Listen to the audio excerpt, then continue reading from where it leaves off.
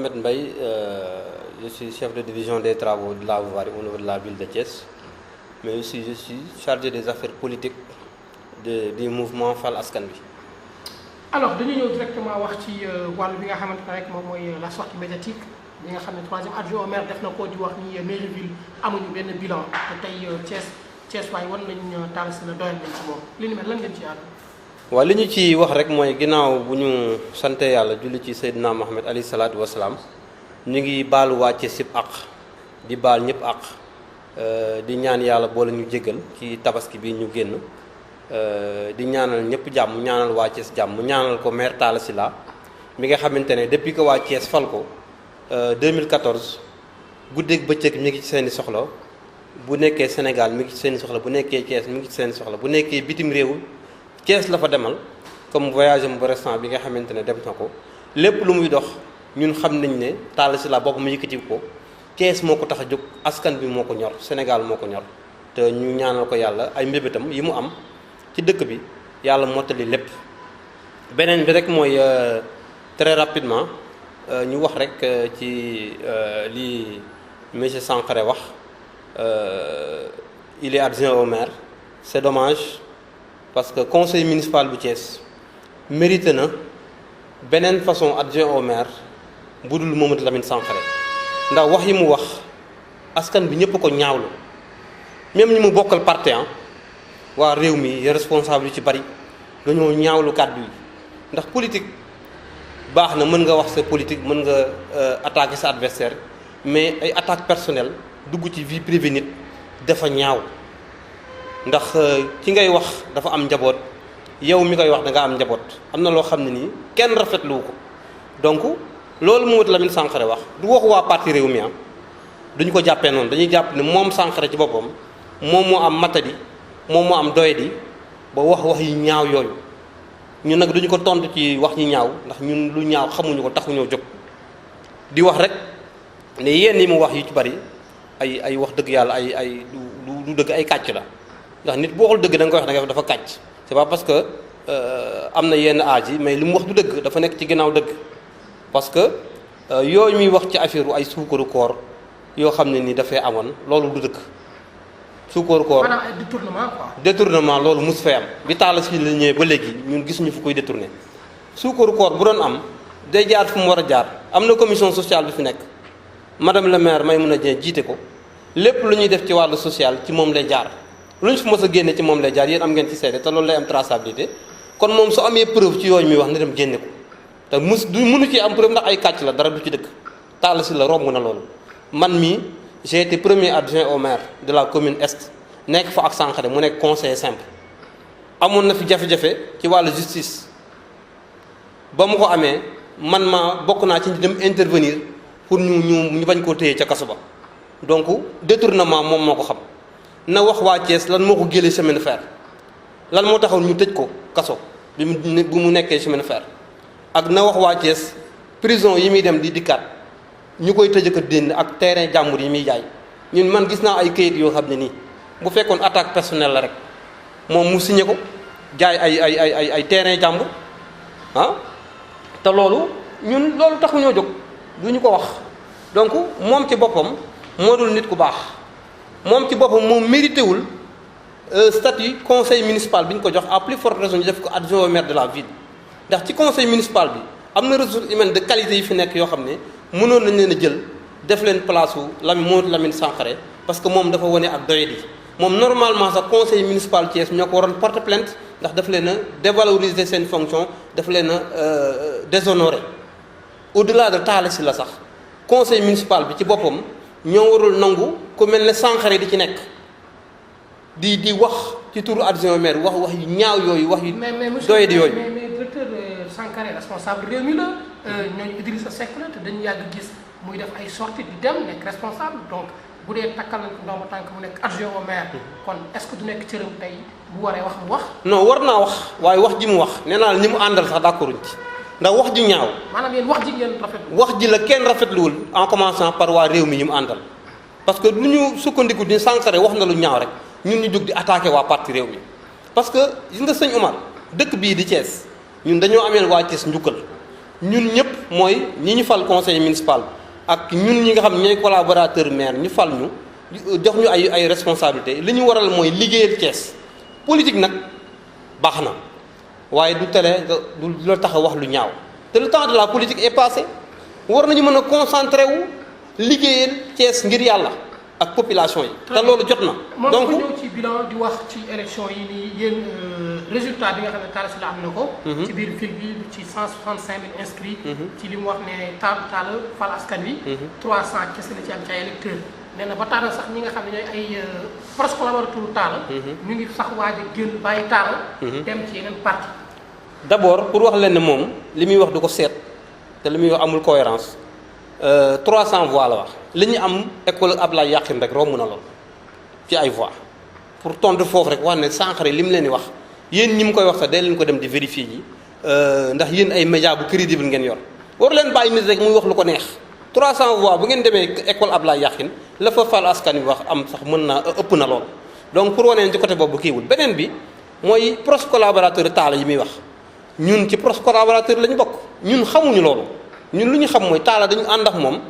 mu jox ñu confiance ñu ànd ak moom pour le meilleur et pour le pire jafe-jafe du am tax ñu bàyyi ko ñun duñu ànd ak nit nga nekk jafe ñu lay bàyyi te nekkul ci jafe-jafe mi ngi ci liggéeyal Thiès mission wu Talla Sylla mooy 2014 2019 bu 2019 di jot mu présenté waa Thiès un bilan te mi ngi koy def sax par étape ndax tous les 6 mois mu def audience publique présenter un bilan ci wàllu éducation joxe nañ fi fourniture scolaire en 2015 valeur 20 millions jox école franco-arabe bi lu musul am Thiès ñëpp rafetlu ko ñu wane ko fii beneen bi jox nañ aussi daara yi jàppale leen ci ay basang jàppale leen ci ay satala jàppale leen ci ay téere bi ñuy jox nu mu tudd fourniture scolaire yi waa daara bi soxla wu ñu kaye waaye soxla nañu téere bu ñu jàngee jël nañu ay téere jox leen loolu ñëpp rafetlu ko beneen bi ci wàllu santé depuis que Talla Sylla ñëw fii 100 premiers jours yi dafa def les journées médicales de Thiès def ko plus de 2500 personnes ñu faj leen Thiès te fay ñu dara chaque année mi ngi koy def année bi passé defaat nañ ko beneen bi mooy ci wàllu jigéen ñi foyer de la femme bi nga xamante ne moo doon màkkaanu jigéen ñi ñu tëj ko pendant ñaari at ñetti at bi ñuy def audience publique yi doléance bi nekk loolu ci jigéen ñi maire Talla Sylla daf ko réhabilité à hauteur de 26 millions wëlbatiku gis jigéen ñi ni ñu takkoo ci dëkk bi di bale seen koñ yi mu wëlbatiku jënd matériel de balayage valeur 26 millions ay plus de 500 brouettes ay pelle ay râteau ay masque ay gants jox ko jigéen ñi loolu ñëpp teg ci seen bët ci wàllu éducation ba tey étudiants yi nga xamante ne dañuy nekk Saint-Louis ñi nekk Ziguinchor ñi nekk Thiès ñi nekk Dakar te seen loxo waajur jotul seen ginnaaw bi fi avant Talla Sylla di ñëw 3 millions lañ leen doon jox subvention bi mu ñëwee première année bi daf ko def 9 millions deuxième année moom bu joxe 11 millions temps il est passé la jël 1 million et quelque presque 2 millions fayal leen ay location yoo xam ne seen kër yi ñu dëkk la donc loolu nekk na ay réalisation yam dans le cadre de la coopération gis nañu fi moom mi ngi waxi camp naan relation Talla Sylla camp baaxul bërki démb rek la waa camp financé ci avenue de camp bi ñu ngi nekk di ko defar mooy corse yi ñu reprendre ko suude ko defaraat ko sampaat ko peinture ko teg ngeen ci seen bët réhabilité banc yi fa nekk samb fa ay gabion dans le cadre de la coopération aussi il y a le projet de restauration des écosystèmes muy projet 50 partenariats pour le climat ñu am ci financement ak ville Zolingen ak 50 partenariats 200 millions de francs pour restaurer les écosystèmes maanaam inondation bi am Thiès am na ay ouvrage yu ñuy def ci côté Alum Kaañ côté Morolan côté Zagba pour capter ndox mi ba nga xamante ni dugg ci Thiès ndax souvent ndox bi daan inondé Thiès nekkul ndox bi taw Thiès kese da daan jógee aux alentours de Thiès nga xam ne li daan téye ndox mi foofu dafa dégradé wu environnement bi yàqu ndox mi dara amatul lu ko téye amatul garab amatul ouvrage ñu ngi nekk di defar ouvrage bi ci biir projet boobu nga xam ne colonel Samoura moo ko yor war nañu réhabiliter les jardins publics commencé nañ ko par jardin esplanade des droits de l'homme bi nga xamante ne moo nekk à l'entrée de Thiès boo jubee gaaru Thiès bi gis ngeen ni ñu koy defaraatee loolu projet 50 partenariats ñoo nekk di ko defar am na yeneen yoo xam ne dans le cadre de l'environnement ay reboisement yu ñuy def ba léegi ci projet boobu la ci perspective yi nga xamante ne am nañ ko am na un financement bu maire accueil am ci Sonatel fondation Sonatel ñu financé un centre gériatrique pour personnes du troisième âge bi nga xamante ne daanaka le financement est bouclé trouver site bi moo doon jafe-jafe te daanaka sotti na pour ñu mun ko tabax. y a aussi le projet kër xale yi bi nga xamante ne xale yi nga xam dañuy nekk ci mbedd mi maire am xalaat projet boobu won ko état du Sénégal à travers l'AGETIP ñu financé ko boobu léegi aussi mu nekk tàmbali. y a aussi le Promoville bi nga xamante ne c'est le maire de Thiès moo jug xeex ko lijjanti ko auprès de l'état du Sénégal ba Thiès am ci Promoville bi 15 kilomètres de route démarré nañ ko R100 mi ngi nekk di dox. très bien. y a d'autres projets yoo xam ne mi ngi fi. yoo xam ne def nañ ko. barki démb rek la ñu financé subventionné ASC yi dem phase nationale ci cadre sport bi. jàppale leen foofu ñu ngi wax ni ci maire mu ngi wax ni Sankharé mu ngi wax ni. ba maire di leen di joxe yooyu financement. di zongale ak yi ni mel. àndul sax ak président commission sport. bi nga xam ne moo nekk fii ci commune bi keneen la àndal. waaw non xam nga loolu ay waxu ku daanu ci saret la ndax président commission sport di président Ismaïla Diallo mu nekk koo xam ne maire da ko jox respect jox ko confiance daf ko defal délégation de signature même ci sport Ismaïla Diallo rek ci président commission moo ci am délégation de signature. donc maire réeréwul ak Ismaïla Diallo ñu ngi waxante mën na moment bi muy dem di ko joxe Ismaïla Diallo amul woon disponibilité mais ki la jox délégation de signature jox na la cër beneen bi mooy mi ngi préparé aussi ak président Ismaïla Diallo pour mën a xool ni ñuy recevoir les clubs civils de Thiès xool nu ñu leen di subventionné jàppale leen aussi jàppale aussi yeneen discipline yi nga xam ne du football loolu ci politique sport bu maire la de la ville muy Talla Sylla moo wax na rek ne ci cadre boobu ba léegi ni ñuy jàppalee askanu Thiès ci wàllu këru diine yi ku fi xewle Talla mi ngi taxaw sa wet këru diine yi kenn jëppiwu ko donc mi ngi ci def lu mu mën pour liggéey dañu toll nag xëy na politique élection bi jàll na te élection nu mu tudd législative bokkul ak élection présidentielle ni locale ñi ngi jëm ci présidentielle ñi ngi jëm ci locale loolu ay perspectives yu nekk suñu kanam mais pour le moment maire Talla Sylla ci li mu nekk mooy concentré wu di tàllal loxo aussi maire yëpp comme ni nga ko mos a defee Talla li mu gëm mooy c'est la ville qui doit mutualiser te mi ngi nekk ci dynamique boobu projet bu mu fi def dina consulter les maires des communes yi mu concerné donc ñun lu ñu gëm ñun ñi nekk ay collaborateurs am wax ne le temps de la politique weesu na ngir yàlla nañu taxaw ci essentiel bi maanaam jéem a àndandoo maire de ville ak maire communes yi ak administration ville bi ak yeneen administration communes yi taxaw ci liggéeyal Thiès ndax loolu jot na te loolu war naa mën a nekk politique bu jotee ku ne na sol sa mbubb nga dem ci waaye ci essentiel bi lii xam ne mooy ñor waa Thiès nañu ci jublu concerté wu ci waxtaan ci nekk ci beneen dynamique pour liggéeyal population yi te bu ñu liggéeyal population yi ñëpp ciy gagné dootul am couleur de parti politique ndax maire ci conseil municipal moom xàmmeewul kuy réew mi wala keneen moom gëmul loolu li mu gëm mooy conseil municipal de la ville de Thiès la jàkkaarloo te ñooñu la war a àndal liggéey te ñu mel ne Sankharé nag ñoom seen problème xam nga lan la boo nekkee un médiocre doo bëgg nit ñi ànd liggéey doo bëgg nit ñi retrouver wu doo bëgg liggéey bi normal parce que ku mel ne Sankharé bu liggéey bi normalé moom du bokk ndax dañ koy seppi ndax c'est un médiocre te mérité wul sax nekk conseil municipal. alors mais looy àddu ci li Sankharé di wax ni dañuy gis ni le maire Talla Sylla amul kër Thiès ci dëddoom ak àddina ak yi mel moom nee na loolu ab yabeel la sax ci Thiès waa yi moom en tant que maire de ville. amul fi kër xam nga bon Pikinois la bon ak yeneen ak yeneen yoo xam ne wax na ko ci wàllu yi nga xamante ne sax mooy jigéen ñi nekk ci mairie bi fii. ñu ci bëri amuñ yenn diplôme yi yenn profil yi te ñu ngi fay ko ay salaire ay wàllu doxaanante même Idrissa sax am na boo xam ne dafa voyagé moom Talla ba mu demee ci hôtel ba mu ngi wax ni ba mu ñëwee Idi ba mu ñëwee turu jigéen la fa fekk donc Talla moom ci noos la ne ci dund lu ko bakkanam la ne d'abord damay mujjee ci bi nga njëkk a wax mooy voyage bi ñu njëkk a def bi ñu faloo bi maire installé ànd ak Idrissa mu gunge ko ñu dem camp bi ñu dem camp Idrissa xëñ na camp rek taxu ko woon a jóg ndax Idrissa day doxi yeneen soxlaam mais dafa accompagné woon maire Talla Sylla moom nag dafa def retrait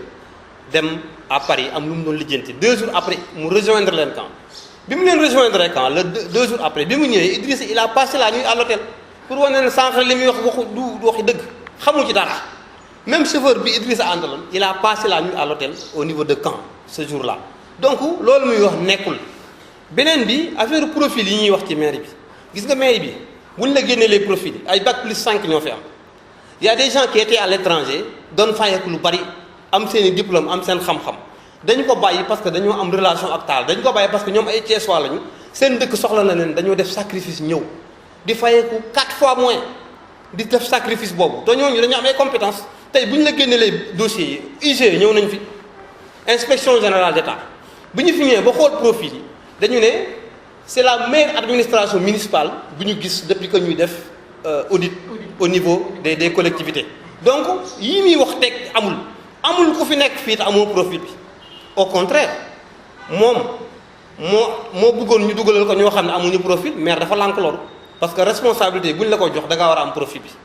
moom ñoom nag loolu ku mel ne moom loolu la bëggoon mu proposé ko jàllul mu nekk fi di ŋàññi fii jigéen ñu ngi fi gis te jigéen nag yàlla da leen a teral dañ leen war a jox cër ndax c'est la parité donc moom bu amee wax ju ñaaw jëmale ko ci jigéen ñun li ñuy xam ci jigéen mooy teral ko ndax jigéen mooy yaay jigéen mooy soxna jigéen mooy doon bàjjan donc jigéen da nga koy waxal wax bu rafet jox ko cër moom na comme dafa waye di joxul jigéen ñi cër ñun ñu way xam fu ñuy taxaw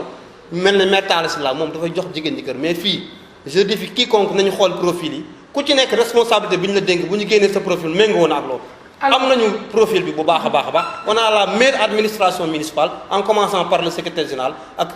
responsable directeurs yi ak les chefs de division et même les employés municipaux yi fi nekk ku ci nekk am nga diplôme bu wanee ne léew war ngaa mën a doxal lii ngay doxal. très bien ñu ñëw tuuti wax mooy sax doon dernière question mooy ni Talla Sylla politiquement parlant dee na fii ci Thiès te bu ngeen ko moytuwulee seen bopp da ngeen di dee ay kaddu Sankharé la. waaw ñun ay kaddu nit ku waye di la ñun dañoo yàgg def politique Talla Sylla koo ko xam ne askanu Sénégal dañ ko amel njukkal dafa yàgg di xeexal askan bi askanu Thiès amel ko njukkal boo nee Talla Sylla ñëpp xalaat Thiès yow nag boo taxawee di wax Talla Sylla du Thiès waa kooku jaroo sax tontu beneen bi Talla Sylla am na makkaan Thiès il réside à Thiès dafa loué kër dugal ci njabootam moom dane dans sa vie kenn du gis benn këyit bu ñu bind turu Talla Sylla ne moom kër gi mais terewul mi ngi toppatoo ndeyam terewul mi ngi toppatoo baayam terewul mi ngi toppatoo ay rakkam terewul mi ngi toppatoo ay doomam ak ay frère am donc dëkkal na leen moom option personnelle am na ci droit man bëgg naa am kër mais moom mën nañ ko may droit mu ne moom bëggul am kër c'est personnel. même Talla day fanaan naan quoi tey mu fanaan kër copain. non loolu waxi caaxaan la rek Talla këram lay fanaanul kër kenn bu nekkee Thiès këram lay fanaan loolu moom noonu nit ñi xam nañ ko Talla c'est quelqu'un boo xam ne nit ku rangé la ku baax la koo xam ne kii bon jafe na nga am ko ci très responsable parce que dafay degré de sacrifice bu muy toll yow moom nga dul man parce que day yor 100 000 ci poosam joxe ko léegi bu demee waa këram mën naa la jënd lu mu leen jox parce que noonu la ko yàlla bindee. beneen bi sur le plan politique Talla Sylla dañ ne woon dee na politiquement yàlla def mu nekk maire de la ville de Thiès en 2014 politique kenn du dee kenn nit dundul politique amul stabilité du arithmétique donc Talla Sylla tey la gën a am avenir politique ndax il est en train de terminer une mission te mission bi àggee bu ci yàlla àndee ak projet yi ñu am mu nekk di abu waa Thiès ñoo koy waate kaay ñu joxaat a dëkk bi ndax defu fi lu doye di détourné wu fi sàcc fi randalu fi loolu nekk ci service askanu Thiès beneen bi sur le plan politique ñun tey lañu gën a ànd ak Talla Sylla donc yooyu muy wax ay caaxaan tey lañu gën ànd ak moom mais suba aussi lañuy gën ànd ak moom incha allah est-ce que gis nga àndaat Idrissa Seck ak Talla Sylla waaw politique xam nga kenn di wax jamais ça n'existe pas en politique situation politique am na élection yu jàll ñu ngi dem ci beneen situation jamais amul en politique mais ñun ñu ngi ci dans le cadre de notre mouvement fal askan bi di ci continuer ndax lu ñu gëm mooy mouvement boobu mooy solution bi pour fal askanu Sénégal fal askanu Thiès ndax dañu bëgg nit ñi fal seen bopp bis bu nit ñi falee seen bopp dinañ def tànneef boo xam ne ay nit ñi waye di comme Sankharé doot ñu nekk conseil municipal bay nekk adjoint au maire bay yor yenn position yi ndax ñooñu dañ leen war a seppi sànni leen ndax Sankharé sa place n'est pas en prison mais sa place au niveau de l'hôpital psychiatrique ñu téye ko foofu ndax du nit ku normal nit ku waye di la nit ku soxor la nit koo xam ne du nit ku baax la